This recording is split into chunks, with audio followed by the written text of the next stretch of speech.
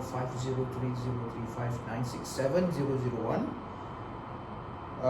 So today I would like to present for the subject environmental management, which is the green technology power plant gas study.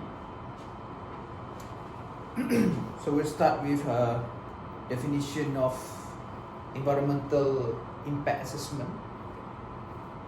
Environmental impact assessment is a study to identify, predict and describe the pros and cons of the proposed development project quoted by United Kingdom Environmental Programme. The secondly is EIA is a study to identify, predict, evaluate and obtain information through communication made to the parties involved, which is related to the impact on the environment arising from the proposed development project. This is what take from the Department of Environment, Ministry of Science, Technology and Environment, and also it mentioned in Environment Quality Act. Environment Quality Act, environmental impact assessment for the prescribed activities, Order 2015. And it also lists for mitigation measures before the development of any project is approved and operational, such as oil and gas project, high-rise project,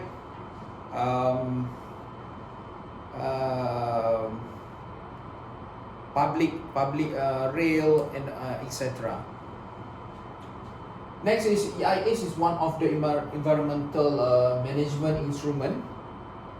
It's like we need to do research, the assessment in one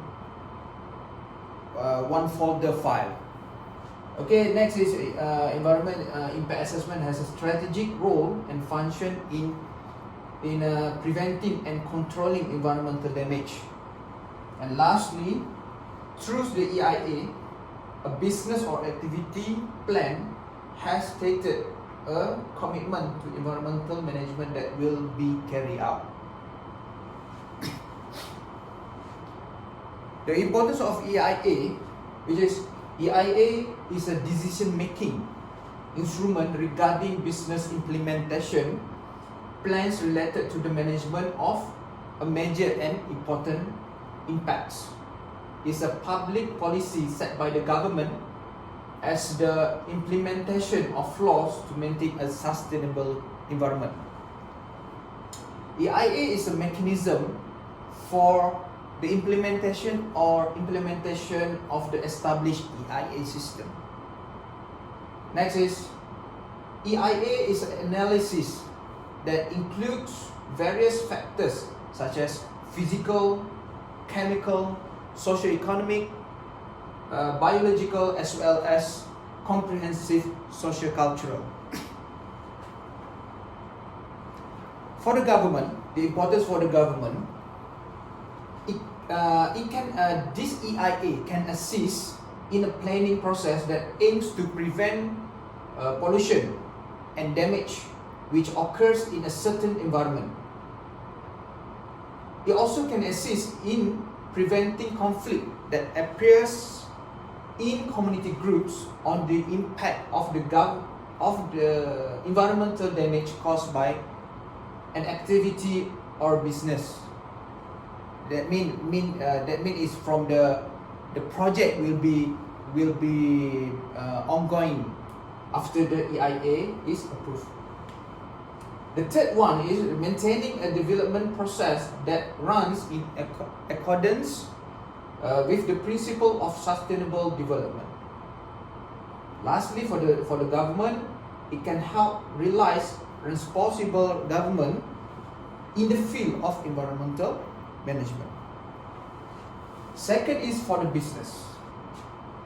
Okay, it can help make a business and activity more secure and safe, which is that means if the EIA approved and agreed by the community, agreed by the government. So the project can be done with safely and secure without any regulatory action from the government.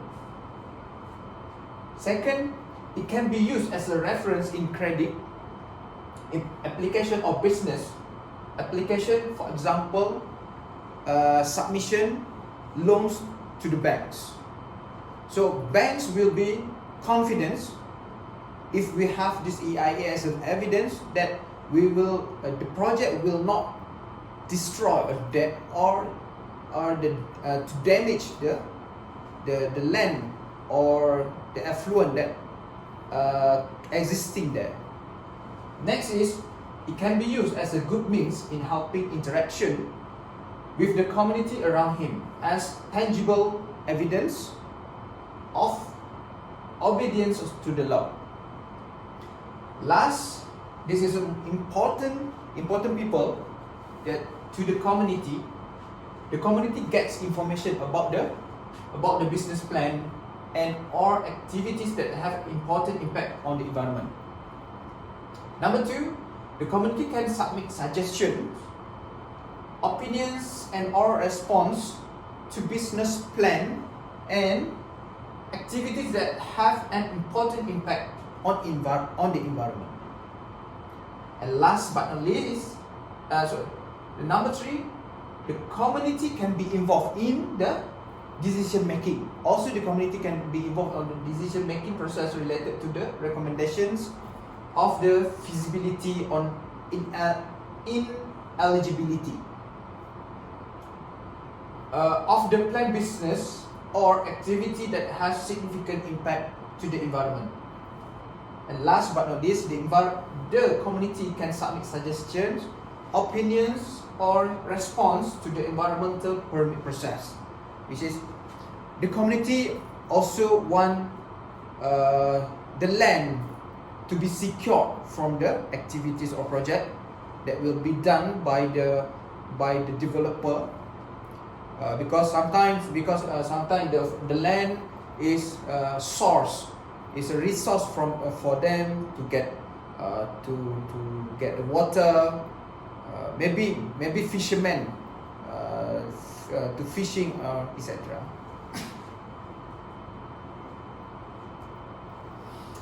Okay, as we can see to this slide, so this is process, the step of EIA process. This is process how to create the environment impact assessment.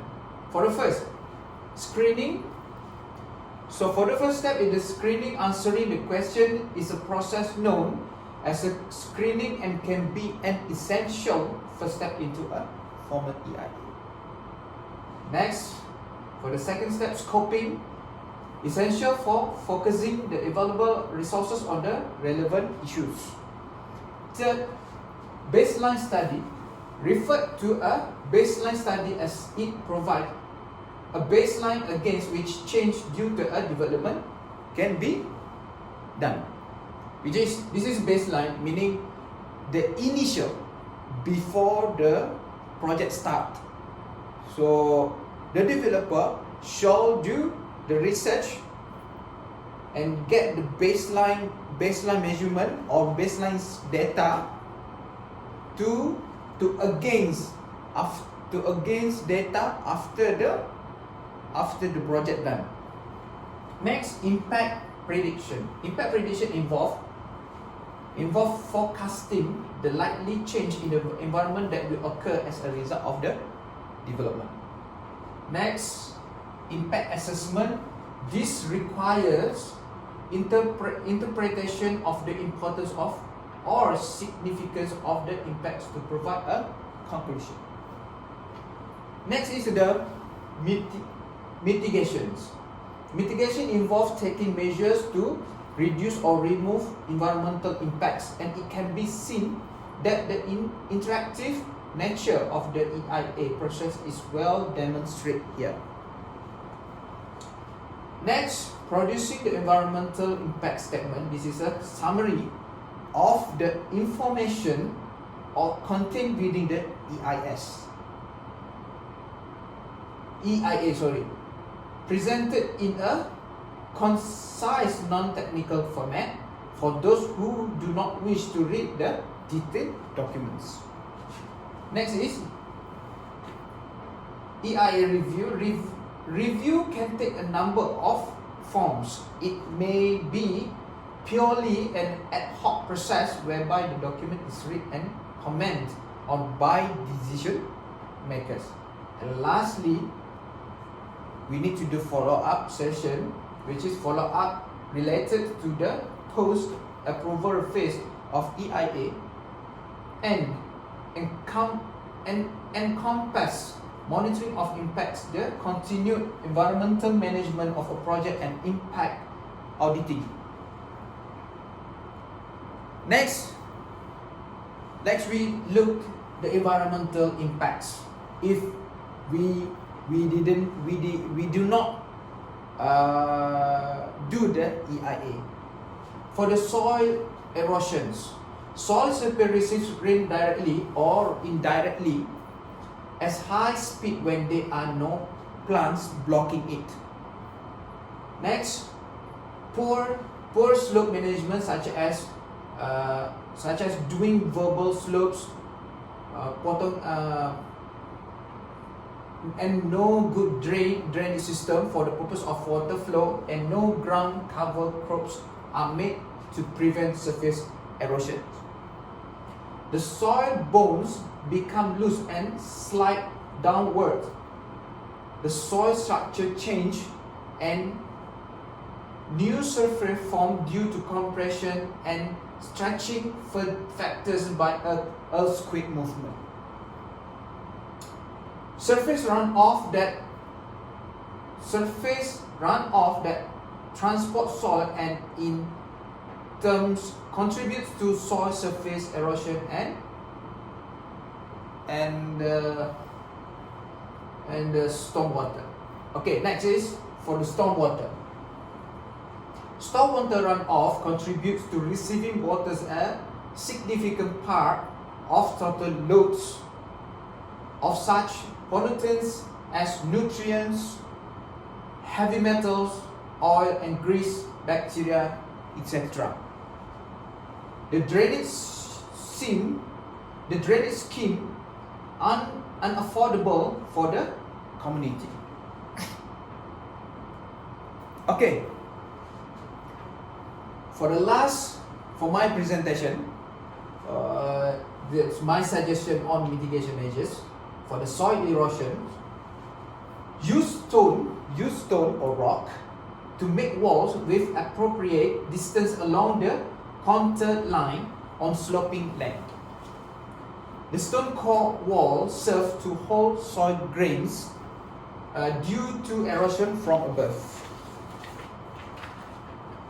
so that over time the upper ground surface will decrease while the lower part will be higher.